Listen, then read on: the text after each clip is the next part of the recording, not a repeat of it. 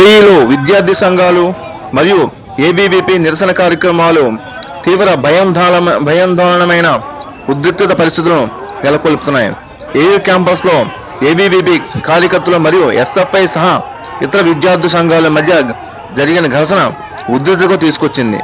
ఈ ఘటనలో తోపులాట వాగ్వాదం చోటు చేసుకుని కొంతమంది కార్యకర్తలకు గాయాలైనట్లు సమాచారం. ఈ ఘటనకు నిరసనగా ఈరోజు ఏబీవీపీ నాయకులు కార్యకర్తలు నిరసన కార్యక్రమం జరిపారు.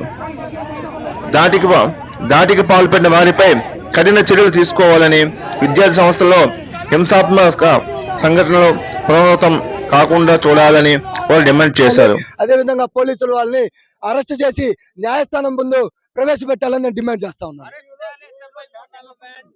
ఏయూలో శాఖ కేవలం ఈ నెల 17 మాత్రమే జరగలేదండి. గత 30 సంవత్సరాలుగా ఆంధ్ర యూనివర్సిటీలో శాఖ జరుగుతుంది.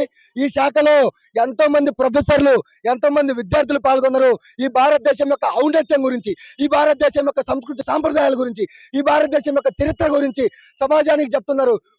గొప్ప గొప్ప లీడర్లుగా వెంకయ్య నాయుడు గారు ఈ యొక్క యూనివర్సిటీలో చదివినప్పుడు కూడా శాఖ జరిగింది. ఆ రోజు స్వయం సేవకులుగా వెంకయ్య నాయుడు గారు కూడా ఈ యొక్క ఆంధ్ర విశ్వవిద్యాలయంలో శాఖలో పాల్గొన్నారు. ఈ శాఖ ఆధారంగానే, ఈ శాఖలో నేర్చుకున్నటువంటి జాతీయ భావాల ఆధారంగానే నేను భారతదేశ ఉపరాష్ట్రపతి అని వెంకయ్య నాయుడు గారు స్వయంగా చెప్పడం జరిగింది.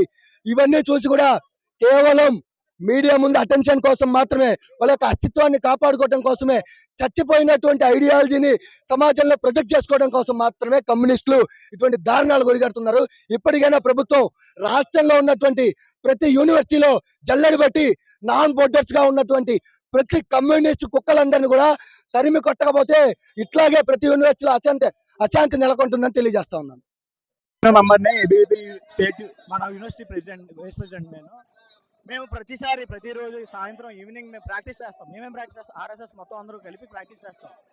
మేము ప్రాక్టీస్ చేసేటప్పుడు కేవలం స్పోర్ట్స్ అండ్ యోగా, ఏదైతే మాన్యువల్ ఒక మనిషి డెవలప్మెంట్ అవ్వడానికి కారణం ఏమైతే ఉంటాయో అవన్నీ మేము ప్రాక్టీస్ చేస్తాం. బయట నుంచి వచ్చి యోగా ప్రాక్టీస్ వచ్చి మాకు సపోర్ట్ చేస్తూ మాకు ప్రాక్టీస్ చేస్తుంటాడు. మేము ఇలా ప్రాక్టీస్ చేస్తున్న సమయంలో మేము కేవలం 10 మంది కన్నా తక్కువ మందే ఉన్నాం. మేము ప్రాక్టీస్ చేసేటప్పుడు మొన్న ఏదైతే జరిగిన గొడవలో 10 మంది కన్నా తక్కువ ఉన్నాము. తక్కువ ఉండేటప్పుడు 30 మంది గ్యాదర్ అయ్యి ఎలా వచ్చారు? అది ప్రీ ప్లాన్డ్ కాదా? ఎంతమంది అయితే స్టూడెంట్స్, ఆర్ఎస్ఎస్ లో ఉన్న వాళ్ళందరూ కూడా స్టూడెంట్స్ మేము ప్రాక్టీస్ చేస్తున్నప్పుడు కొట్టాల్సిన అవసరం ఉంది. నేను సైన్స్ యాక్ట్, నేను లాస్ట్ 3 సంవత్సరాల నుంచి నేను సైన్స్ యాక్ట్ ఆర్ఎస్ఎస్ లో మెంబర్. అవును, దండ ప్రాక్టీస్ చేస్తాం. మేము దండతో ఉన్నాము. మేము యూనిఫామ్ లేదు, మేము స్పోర్ట్స్ ప్రాక్టీస్ చేస్తాం. యూనిఫామ్ మేము కేవలం ఇప్పుడు ప్రైవేట్స్ వేస్తున్నా చేసుకుంటాం. మేము ప్రతిరోజు స్పోర్ట్స్ కూడా ప్రాక్టీస్ చేస్తాం. ఆర్ఎస్ఎస్ మెంబర్స్ కలిపి స్పోర్ట్స్ ప్రాక్టీస్ చేస్తాం. వాలీబాల్ ఆడుతాం, కబడ్డీ ఆడుతాం, చాలా స్పోర్ట్స్ ఫిజికల్ డెవలప్మెంట్ యాక్టివిటీస్ చాలా ఆడుతుంటాం. వాళ్ళకి ప్రాబ్లం ఏంటి? వారికి ఆర్ఎస్ఎస్ తో ప్రాబ్లమా, హిందుత్వంలో ప్రాబ్లమా? మేము అందరూ అక్కడ స్టూడెంట్స్ ఉన్నప్పుడు వచ్చి మమ్మల్ని అడగాలి, కానీ వచ్చి అందరినీ కొట్టడానికి అసలు వాళ్ళకి లా అండ్ ఆర్డర్ తీసుకోవడానికి వాళ్ళకి రైట్స్ ఎవరు ఇచ్చారు? అసలు ఎస్ఎఫ్ఐ గ్రూపింగ్ ఎందుకు జరిగింది? 30 మందికి ఎందుకు గ్రూపింగ్ జరిగింది? గ్రూపింగ్ జరిగేటప్పుడు సెక్యూరిటీ ఏం చేస్తున్నారు? ఇది మా క్వశ్చన్ చేస్తున్నాం మేము.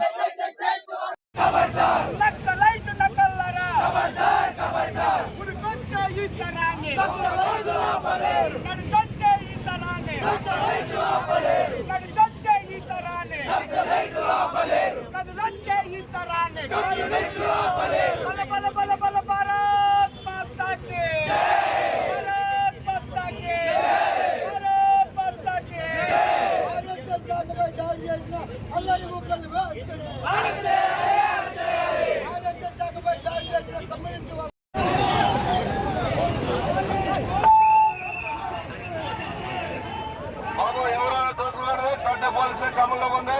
దయచేసి నిష్క్రమించాల్సిన తెలియజేస్తున్నాం.